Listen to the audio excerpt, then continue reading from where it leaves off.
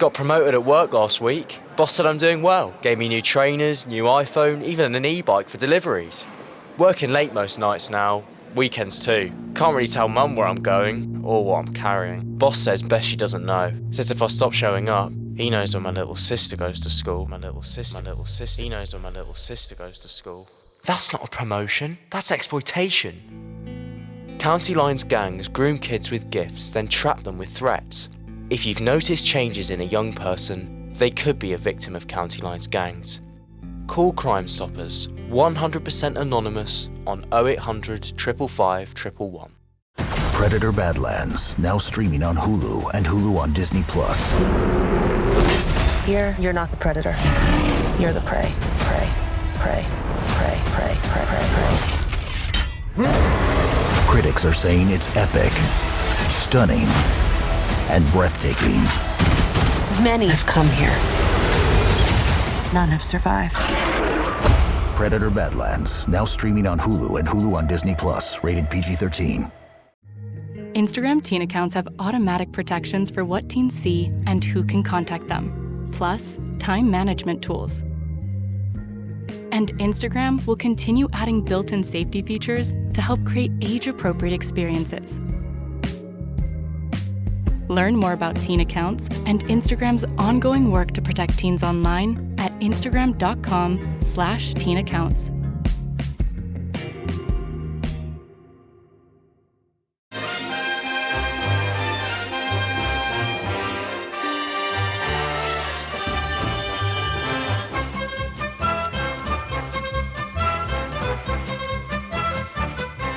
And welcome to How Are the Podcast. It's Gav and you join us for this midweek look back at what's gone on and what's coming up as we're joined by a very special guest who's not been on in a little while. It's Dom Shaw from the Northern Echo. Hello, mate. Hello, mate. How are you doing? I've picked a bad week, haven't I? Because you've asked me a fair few times over the course of recent weeks and I haven't been able to make it. And then the one week I come on, it's after that on Sunday, do you, mate? I know. We'll briefly touch on it. We might as well since you've raised it. Yeah, it wasn't great, was it? Were you down there or not? No, I wasn't there. I obviously we cover the three clubs at the Northern Echo, and the fact that Sunlun didn't find out their opponent until 4 days before made it like tricky to plan. So I wasn't there. I was at QBR Middlesbrough, but it was on in the press room, so I sat and watched it. Honestly, I just did not envisage. I did not picture the idea of Sunderland not winning that game. I just couldn't see them failing to do a job there, which just adds to the disappointment, doesn't it? Yeah, well, I've said this a few times this week on the pod, but it felt to me like we weren't prepared for the conditions that were coming, which is really weird thing to say about a Regis Labrise team because, as you'll know, sitting in the press room with him, he's meticulous, isn't he? He spends every minute of the day poring over detail, and it just beggars belief, really, that we kind of went there and we played a style of football that seemed to, be the opposite of what you would expect on that kind of pitch. And then, yeah, I just felt like the preparation was really poor, which, like I say, given you've got a bit of a relationship with Regis Labrise, it must be a weird thing to hear that.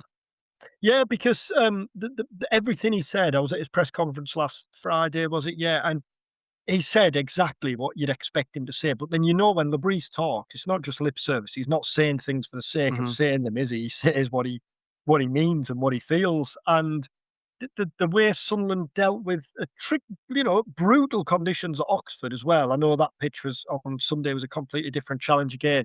And speaking to those who were down there, I was chatting to Phil from Sunderland Echo yesterday, and he said that however bad the pitch looked on telly, it was a lot worse when you were actually there in person. But again, like Sunderland should be dealing with that, shouldn't they? And I think the big disappointment is this has been a great season, but they've almost, because of how good a season it's been, they almost put themselves in a position where they could have a right crack at the FA Cup. I was listening to conversations last week ahead of the West Ham Brentford game, and they're talking about, well, how should West Ham approach this? They've obviously got bigger priorities staying in the league.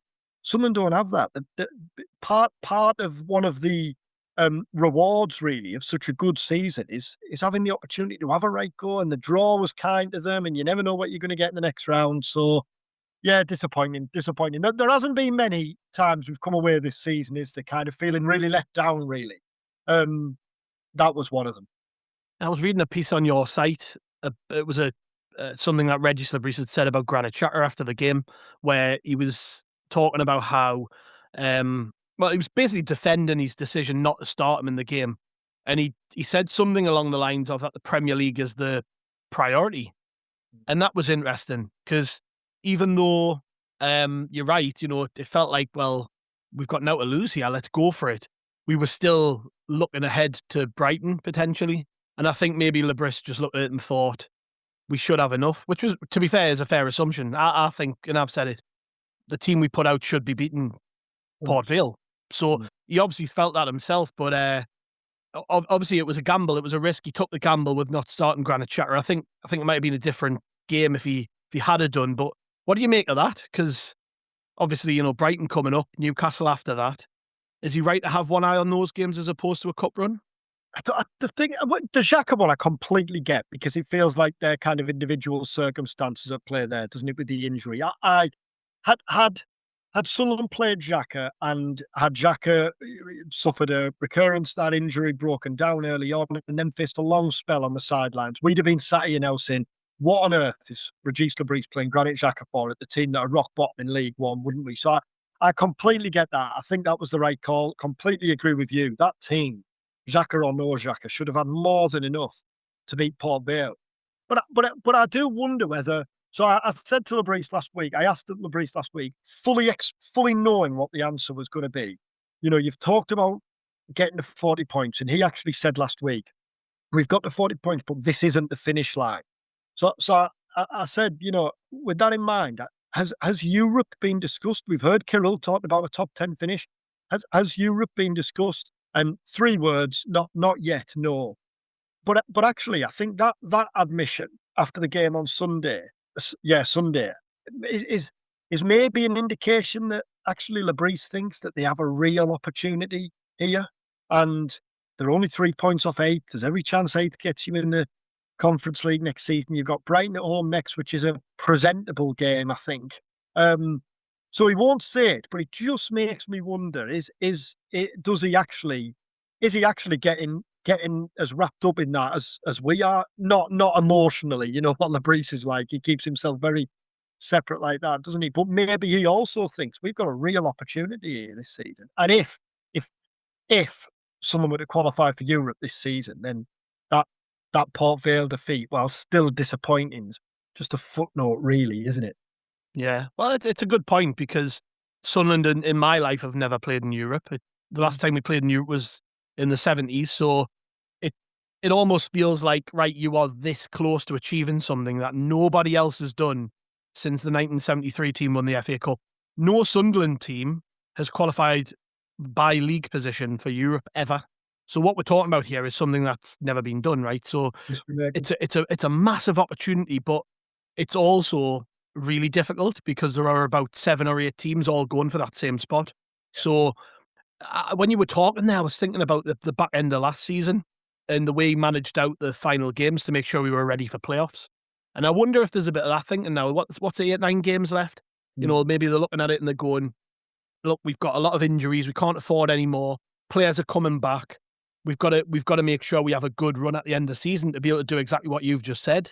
And I've suspected this for a while, but I do think internally the players will be thinking about Europe, because you can go right through the team. I mean, Xhaka's been there and done it, so he knows exactly what it takes to get there. But a lot of these other players have got ambitions to play the majority of their careers probably in teams that play in Europe, and some of them came from teams who were already playing Europe. Even some of the young lads like Talbi and Siddiqui and Diarra, they were all playing in European football last year. So it's that trade-off, isn't it, between, well, I'm going to move to a Premier League club who can give me the exposure to the best league in the world, but also they don't play in Europe, and that's all right for a year or two. And I think this is maybe a bigger discussion point, but Newcastle might have this problem as well if they don't qualify for Europe this year, because they've got a lot of players who have ambitions to play at the highest level. So it's that trade-off, isn't it? And I think for Sunderland, if you want to attract the best players in the summer and also keep your best players, then you've got to have that ambition, I think. And even if you don't get there, if we don't do it, it would still be a massive, massive thing if we did. But even if we don't do it, we've got to give ourselves the best possible chance of getting there. I agree with you there, what you said completely about how the players will have that on the mind, because over the course of this season, we've spoken to several players in mixed zones after the games, obviously, and kind of asked the question. It's got a bit boring, maybe, but like, what can you achieve this season? What where can you finish this season? And the players have obviously been reluctant to put numbers on it, to put places on it, but all of them have said at the start of the season, the ambition was much more than just to survive. Like that is clearly, as we know, a conversation that was had, I think, at every level in the summer. Obviously, it was conversations that was had at the top when they set about the recruitment. But I think that's also, like you say there, really, because of the standard setters in the team, because you've got the likes of Xhaka. Xhaka's not going to come in and celebrate finishing 17th in the Premier League, is he? They do want more. The flip side, though, of that Port Vale defeat is, and I don't think so. I'm sure we'll get on to it. I don't think Sunderland do lose this weekend. But if you lose this weekend, or if you don't get a positive result this weekend, you're then going into the derby. But then after that, you've got 3 weeks without a game. Well, like, that's a lot of time. That's a lot of thinking time, isn't it? If you don't get the result you want in the derby, that's a lot of thinking time. Whereas, there's, again, if you don't get the result you want, there's no way of brushing that off. But if you've got an FA Cup quarter final on the horizon, it makes it easier to turn attention and look ahead, doesn't it? So all season, the kind of fear, I guess the risks Sunderland have put themselves in, again, a reward for how good the season has been, is really the worst thing that can happen to Sunderland now is the season can peter out. That again, at the start of the season, had you been told Sunderland will be playing for nothing because safety had been secured long before the end of the season, at this stage of the season, you'd have probably taken it.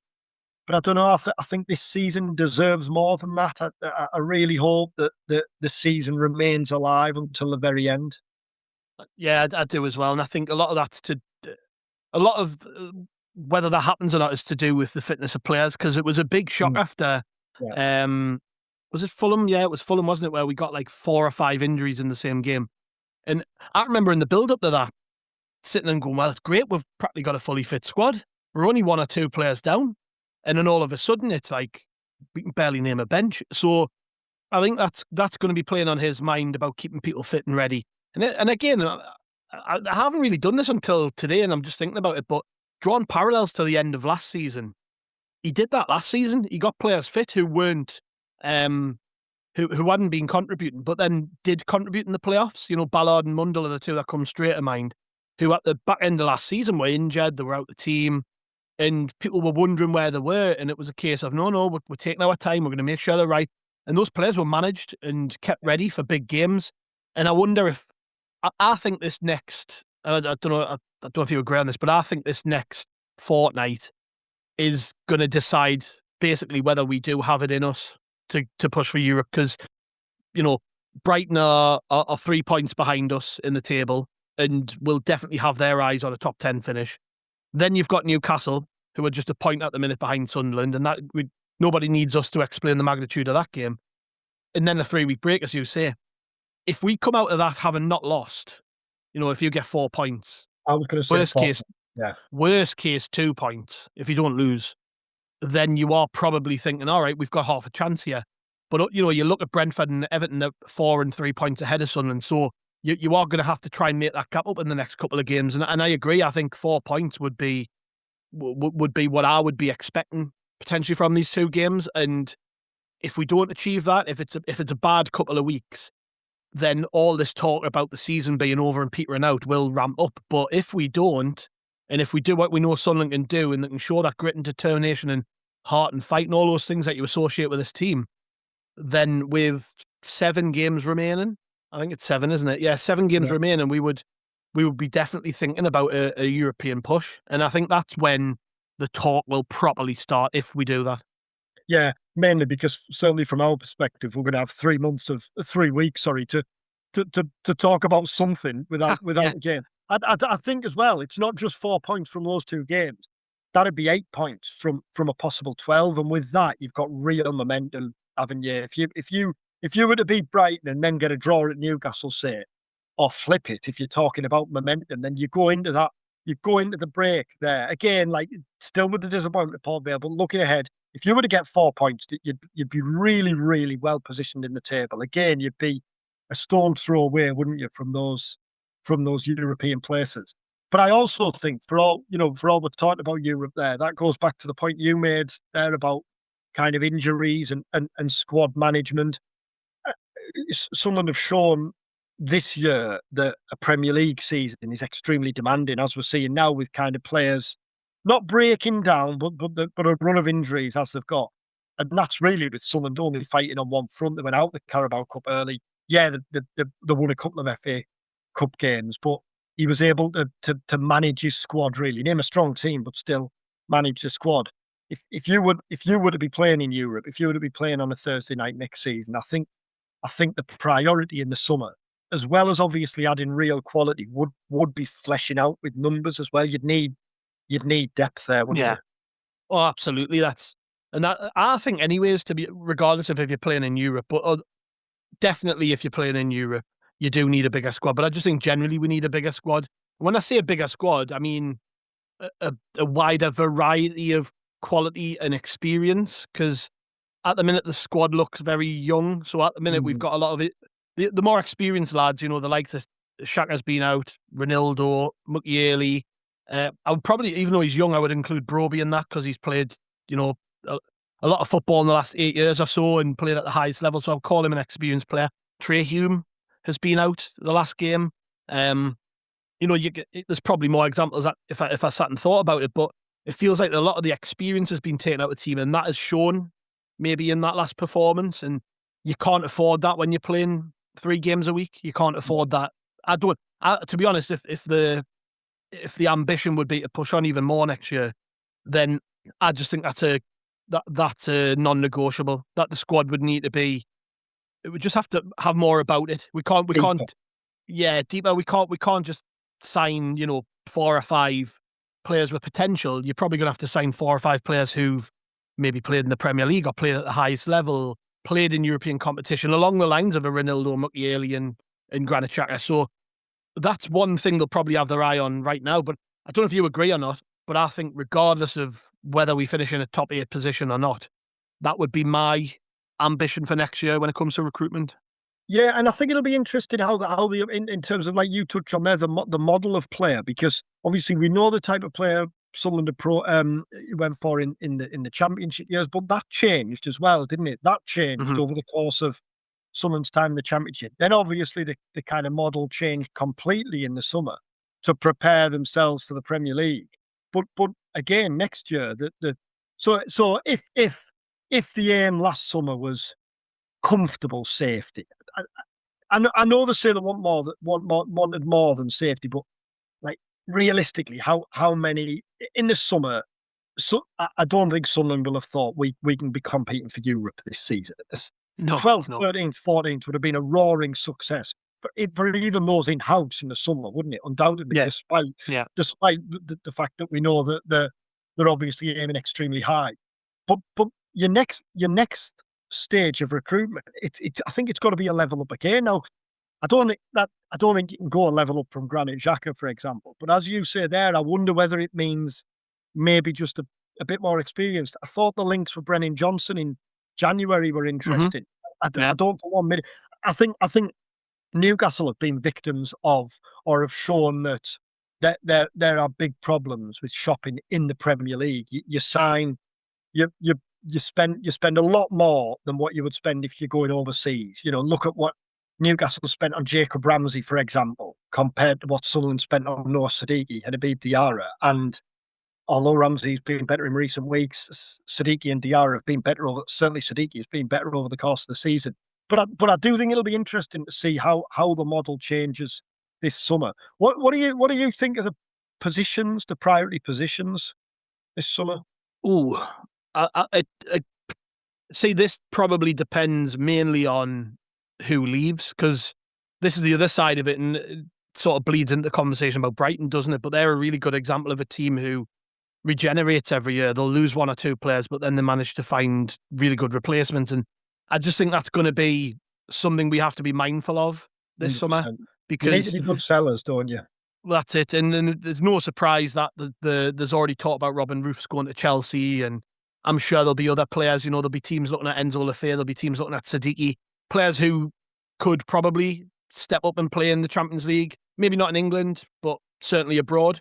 So that's one thing you've got to consider. But if in a perfect world we don't lose anybody, for me it would be looking at the wings in particular and the forward line. I think that's, if anything, you've got to say Sunderland's defence has been really, really good this year. The goalkeepers have been good. Midfield, probably the best options I've ever seen in terms of Lafay, Diarra, Siddiqui, Xhaka. I can't think I've ever seen better midfielders at Sunderland. So I'm happy in that regard. But the big difference comes on the wings. It comes up front. So for me, it would be there. And I think you're going to probably see as well a transition into a more attacking style of football. I'm not saying we're going to completely abandon the principles that have got us this far, but I think you've got to become more expansive the more you settle into life in the Premier League, and you've got to maybe play with the shackles off more often, or at least have the capability in your squad to do that. And that's probably one thing we don't have. So I would like to see Sunderland potentially go and do that. And like I say, using Brighton, Brentford as the two big examples that come to mind. Bournemouth, probably. It is possible. You can go out and find these players if your recruitment's good, and we know it's good. So, like, I think that's one thing when you look at maybe Brighton coming up at the weekend is, yeah, they've been in a bit of a sticky patch, but look at what they've done and managed to do, and they're a much smaller club than Sunderland with nowhere near the history we've got in the game. And I just think if you can, to a degree, replicate some of their strategies, but apply it to a club the size of Sunderland with our ambition, like, who knows? Who knows? So when I'm watching Brighton at the weekend, I'll be looking at players around the pitch on their team going, oh, I've never even heard of him. But then you can guarantee in the next year to 18 months, Brighton will probably move them players on to the likes of Chelsea, Arsenal, and whoever else for big money. I think it's the way of the world now, isn't it? You've got to accept your place in the food chain. Some teams struggle to accept that. I would, and this isn't to throw any particular shade at them as much as I'd love to do that, but Newcastle are probably a club I would suggest have probably struggled with that. They went out in the summer and spent big on players who were proven, and that's not really worked for them. I don't see Sunderland doing that. I don't think that's the way we should do that. I would be taking the lead of teams like Brighton who would play at the weekend. I completely. In the past, I think there used to be a bit of shame attached with being a selling club, but in actual fact, now I think it's the reality of you. If you can sell as well as you can buy, selling is as important as buying now, isn't it? Choosing when to sell and crucially having the replacements in place. Like someone, you look at Jack Clark, the kind of fear when someone were going to lose Jack Clark, when in actual fact, Romain Mundler had come in 6 months earlier, had that 6 months really to get his feet under the table, and they had a replacement there ready. We might be saying the same about Elborg, mightn't we, down the line, if Roofs was to go. I think the other Angulo, I don't think was brought in to replace anyone. But although Sunderland looked, well, he was with Adingra, but Adingra wasn't a key player in the first half of the season anyway, was he? So you know what I mean. But although in January it felt like, yeah, Sunderland could do with the winger, but it wasn't like the transfer windows from years gone by where you're thinking Sunderland have to buy a centre forward here. What are they going? How are they going to get by if they don't buy a centre forward? It actually feels like, again, anything you get in this chunk between now and the end of the season from Angulo, who I think has looked really bright, by the way, early on, but anything you get's a bonus. And how he'll have benefited next season from having 6 months and a full pre-season, coming into pre-season already knowing what Lebris wants from his players. So I think you'll see Angulo step up next season. I think there's every chance you'll see Chris Rigg step up next season, just from a year of learning. It's been a kind of curious season for Rigg, I think, haven't you? But Lebris said it was a couple of weeks ago. You do have to remind yourself of his age, and we have to remind him of his age. Mayenda's another one, by the way. You forget he's 20-year-old, and people are people are like humming and hawing on him. But I'm like, you've got to remember how young he is. He's very, very young. These players. Yeah, Talby's another one. Yeah. Because I've fallen the trap at times this season of kind of bemoaning Talby's inconsistency. And then again, you think, what, he's 20-year-old playing in the Premier League for the first time, a starter for a team competing for Europe. So I think all of those players are going to go up a level next season. then Sunderland will strengthen. But I agree with you, the wide area isn't up front. I think Isidor will go. I'd be really surprised if Isidor's still a Sunderland player at the start of next season, mainly because I think timing, like we were saying there, might be the right time to sell him.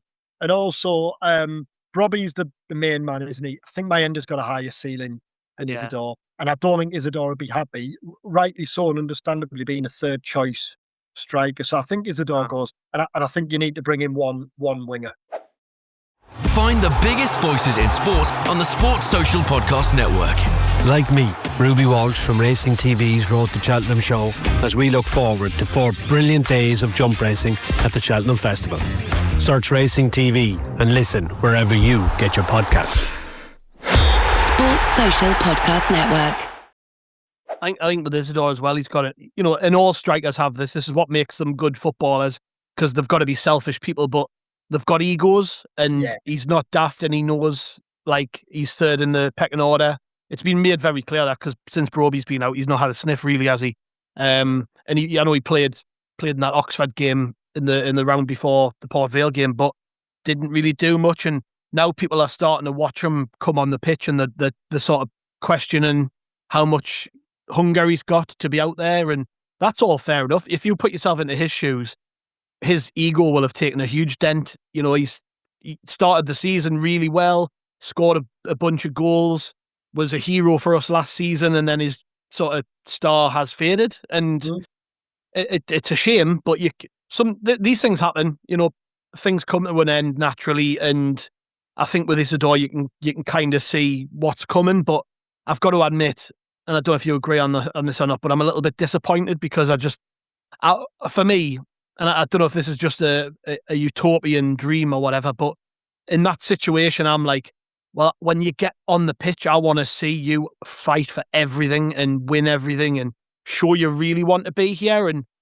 I'm not saying he doesn't really want to be here, but I don't see that same hunger in him that I maybe see in other players, and that's maybe just something that happens, you know, and maybe he's very aware, like, yeah, I'm away in the summer and I'm just counting down the days till I get the chance to move on. And when he does, I'm sure he'll go with our best wishes, because he could lead the line. Like, you could definitely see him, couldn't you, in maybe the French division, leading the line for a team like a Lille or a Lyon, or, you know, name any other team really who's sort of in that middle pack in the French top flight, or even in Spain or Italy. You know, you can definitely see Wilson Isidor even playing for a team who play in Europe. I could.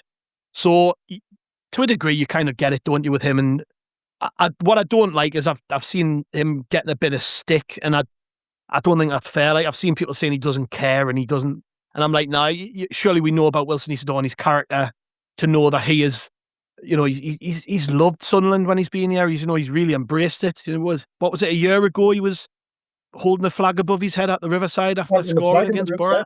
Yeah, like, it wasn't that long ago. So yeah, I think it's, rather than pointing blame and looking for I don't know, looking for reasons to have a go at the line, I think it's just maybe fair to say, yeah, you can tell where this is going. It's coming to a natural end.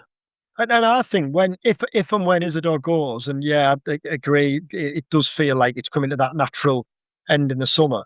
But if and when Isidor goes, I think it should be lauded as a success for everyone concerned. So I think, first of all, the recruitment to bring in a player who was again, like from a relatively untapped market, came and was a huge success on the pitch, but also his character, like you say there, kind of really bought into everything what Sunderland was about, didn't he? Not just on the pitch, but you felt like he bought into the area. You felt like he bought into, like, the feel of the fans, didn't you? Mm-hmm. He felt like a really good fit, I thought. And when he goes, I think it's again, when he goes, I think it's an indication of A, how far Sunderland have come, but B, it's more evidence, sort of, look, like, we signed him here and we've taken him to there.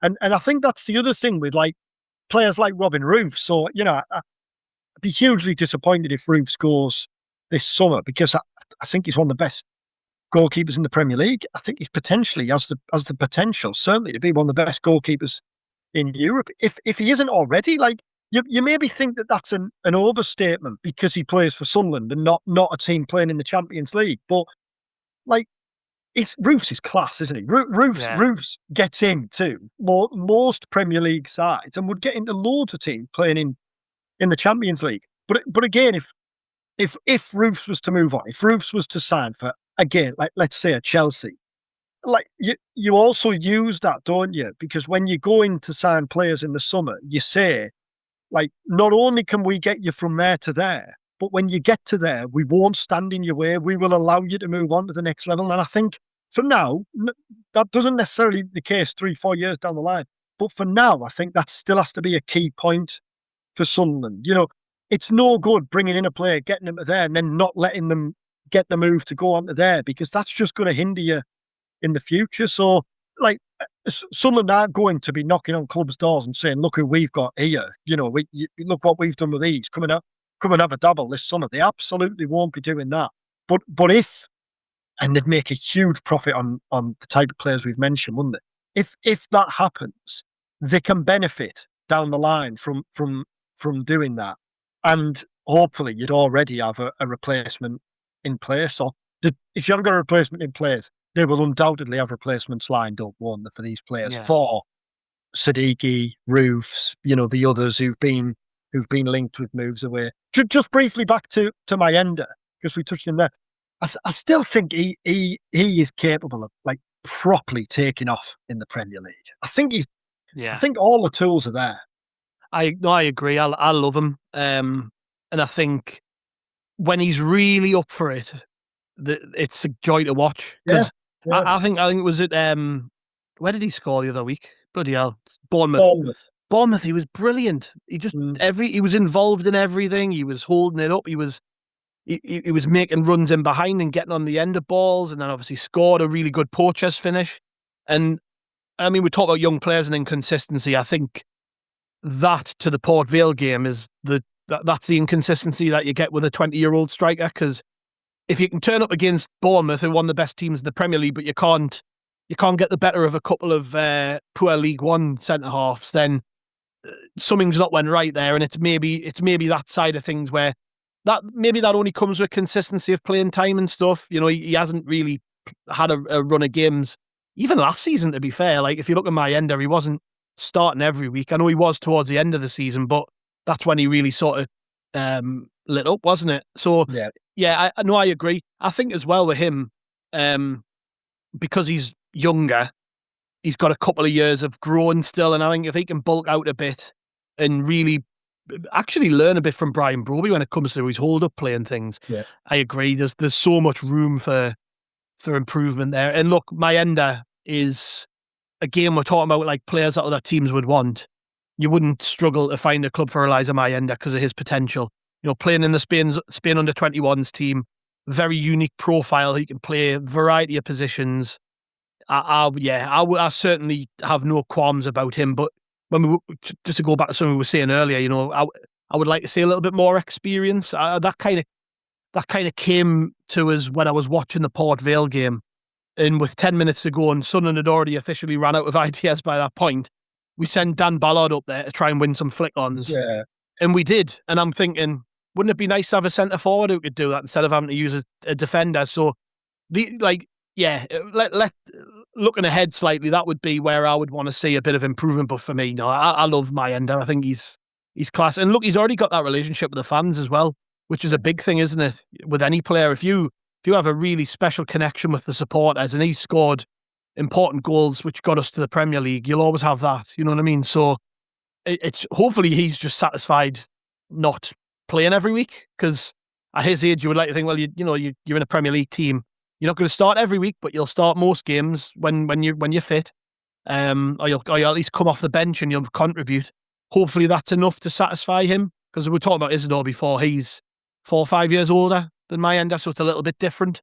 But yeah. I mean, and again, using the example of Brighton, you were talking about Roofs and players like that. Like they demand top dollar for their players. They don't bend over and take it from anybody. They say, you want our player, you're going to pay big money for that player, and hopefully that's what we do. I mean, it's certainly what we've done since Kirill came in, and fingers crossed it continues to remain that way for a very long time, because for most of my time as a Sun fan, we haven't even had players good enough to sell.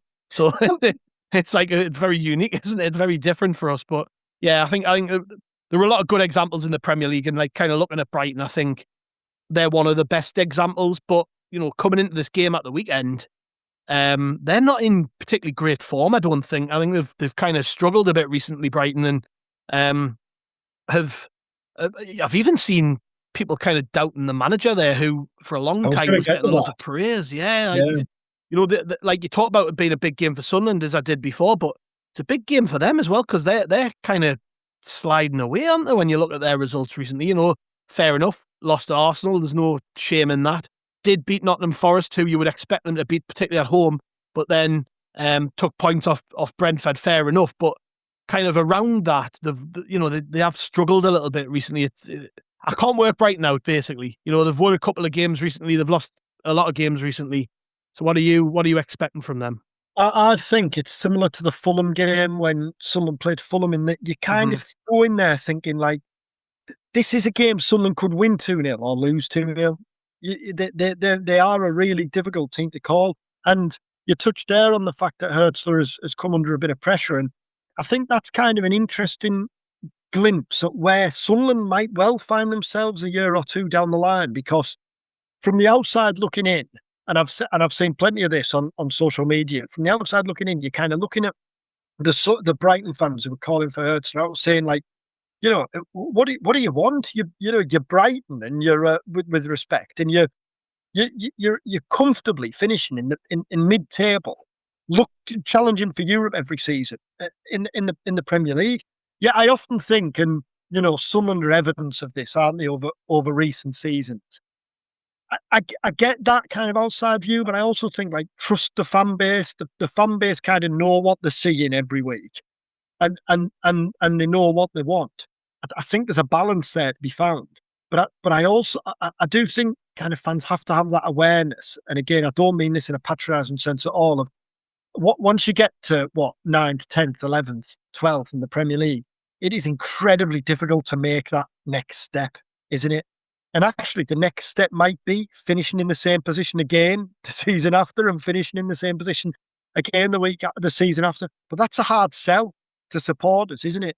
That's why I think for teams like, I saw Marco Silva come under a fair bit of stick at the weekend for the team he named for Fulham in the FA Cup against Southampton, and rightly so, because you think with, great success for teams like Fulham, again with respect, to be finishing 9th, 10th, 11th every year. But you're giving yourselves the chance to be able to, have a go in a cup, because if you finish, look at Palace last season, like a good season becomes a great season, becomes one of the great seasons in the club's history. So I think kind of the position Brighton are in now is a position that plenty of other clubs will find themselves in the next few years. And some of them might well find themselves in, which is probably like a result of success, isn't it? If Sunderland finish 12th this year, which, let's hope they finish high. But if Sunderland finish 12th this year and 13th next year, like that's kind of a hard sell as being labelled as progress. But it is progress, isn't it? Because you've again established yourself as a Premier League club for a second year. But you need, I guess, to show that you're moving forwards in terms of finishing higher up in the table, getting a cup runs. So yeah, I think they're an interesting case study, Bright, on numerous levels, from that and the recruitment that you talked about there. And I'm just hoping that they decide to turn up and have an off day, if I'm honest, because I think about it. This is a big game for us. Yeah, and it's somebody I would have loved at Sunderland even for a year. When I'm talking about experience and somebody who can win you flick-ons and headers and can lead the line, there's somebody I would take tomorrow. Like, it's been brilliant in recent years, hasn't he, Danny Welbeck? And is probably someone I think they would have been tempted to sell had you offered a decent amount. And has been their sort of he's been their main goal threat, hasn't he, for a couple of years? But I guess it kind of shows as well, because I'm talking about them being quite a progressive and forward-thinking club who develop players and sell them on. They also have players like Danny Welbeck, who, 3-4 years ago, when he was at Watford, looked finished at Premier League level and still putting the ball in the back of the net in the top flight. It's James Milner. Milner, yeah, who's just surpassed Gareth Barry's record, hasn't he, as the record appearance maker in the Premier League. So again, these are really good examples. I'm talking about Brentford before. Jordan Henderson's went there and done well. Like, it's not an either or, is it? You do still need that sprinkle of experience, but it's going to be important this weekend for both teams. What's your gut telling you about the game? You said before you don't see Sunderland losing, but what like more you think about it? What you thinking? I think Sunderland will win. I think Yeah. Sunderland will win. I think over the course of Labrisa's time in charge, obviously not every time, not every setback has been followed by a positive result, but I think Sunderland have been really good at bouncing back from setbacks, at bouncing back from disappointments, and for this dressing room, I think the weekend just gone was the disappointment of the season so far, and undoubtedly, Labrise isn't the type. We're speaking to him on tomorrow at the academy in his press conference. He's not the type to come out and kind of deliver a stirring rallying cry, is he? Although I actually thought some of his stuff post match was one or two snippets, and actually what he was saying last week about this isn't the finishing line. We want to keep going. I think that's as close as Labrise will get. But behind the scenes, there will have been some very, very honest words said. You would hope, wouldn't you? And certainly from Labrise, but then definitely from the likes of Xhaka, who I think will probably be back in the starting lineup this weekend. I think we'll see a reaction. I think we'll see a reaction from Sunderland. I don't think it's a bad game to have, and Brighton are difficult to call, aren't they? But I don't think it's a bad game to have after that disappointment last week. I think Sunderland will win. I think maybe 1 or 2-0. I think it'll be hard fought, but yeah, 1 or 2-0. What do you reckon? Yeah, I've been going back and forth on this, but I just think that it largely depends on who's back from injury.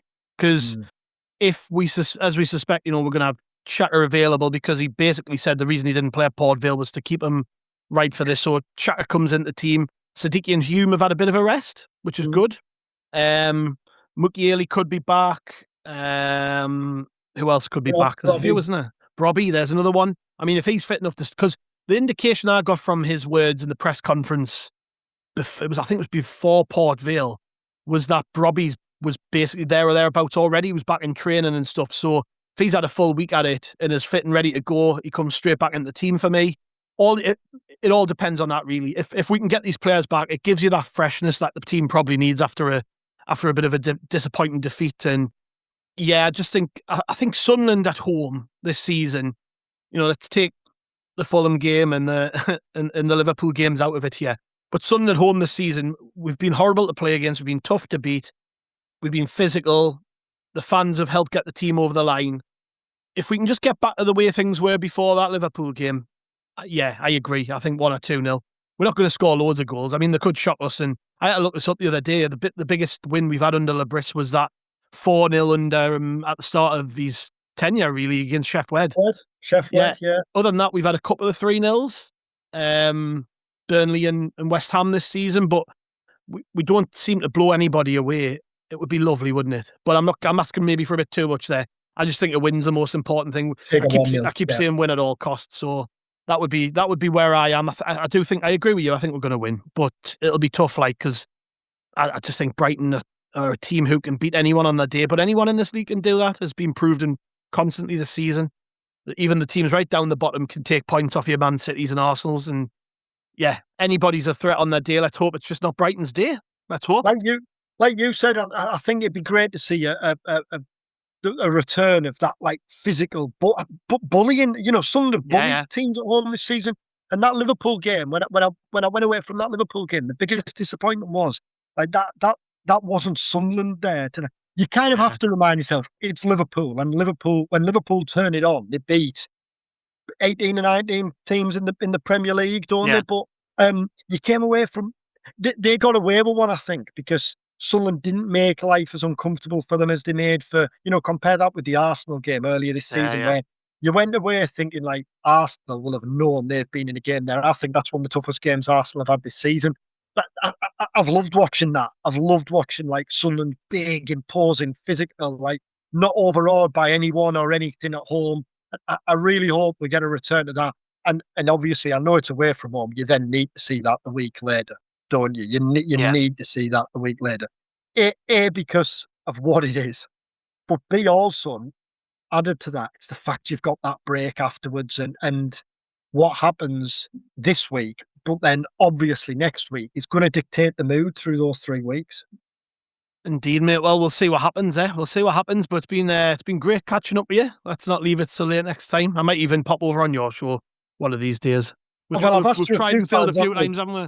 Yeah. No, thanks for having me. I always enjoy it. Keep up the great work, top man. Yeah, thank you very much, mate. And just to remind people, where can they find all of your bits and pieces if they want to read all the latest news? You mentioned the Reggie Celebrity press conference, which, as this goes out, will be today, and the written part of it isn't streamed by the club, so there'll be some tidbits in there, I'm sure, which people won't have seen or heard. So where can they catch all of your stuff?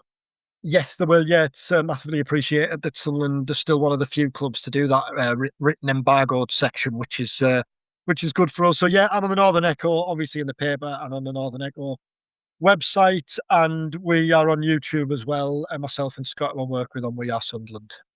Brilliant, mate. Well, thank you very much for joining us. Been great. Top man. Thanks, mate. Yeah. Cheers. And thanks very much to the listeners. We did briefly touch on Brighton there, but there is proper preview content coming up towards the game. We've got Kieran Maguire, the football finance expert, joining us, who is also a Brighton fan. He was on earlier in the season with us as well, Kieran.